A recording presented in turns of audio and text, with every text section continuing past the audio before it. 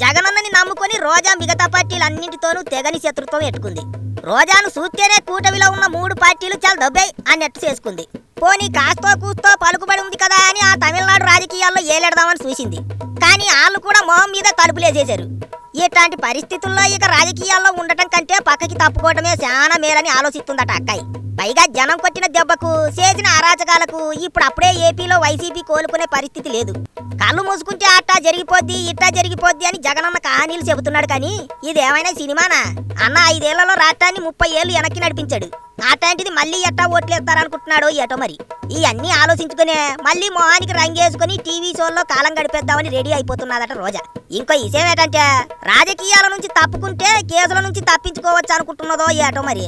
ఈ ప్రయత్నాల్లో భాగంగానే చిత్తూరు జిల్లాలో ఇప్పుడు మంత్రిగా పనిచేస్తున్న ఓ లీడర్ను, కూటమి ప్రభుత్వంలో కీలకంగా పనిచేస్తున్న లీడర్ను రోజా రహస్యంగా కలిసి మీటింగ్ అయ్యిందని అంటున్నారు.